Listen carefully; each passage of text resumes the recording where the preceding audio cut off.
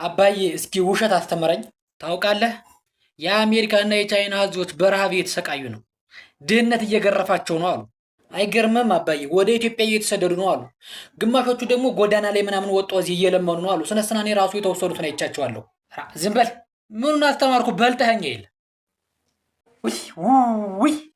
ደግሞ ዛሬ ምን ሆንክ አባዬ? ዛሬም ሳትኩ እኮ ልጄ። ዓለም ላይ እኮ ካላጠፋ አትማርም፣ ካልወደቅክም አትነሳም።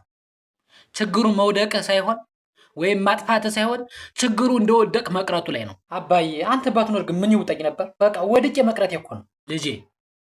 አሁን በ21ኛው ክፍለ ዘመን ላይ ነው ያለው። ዓለም በሰለጠነበት በቴክኖሎጂ በረቀቀበት ዓለም ላይ።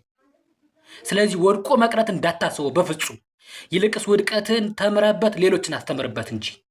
እሺ ዛሬ እኔ ላስጠና ልጄ። ለመሆኑ በዓለም ላይ ስንት አህጉራቶች አሉ?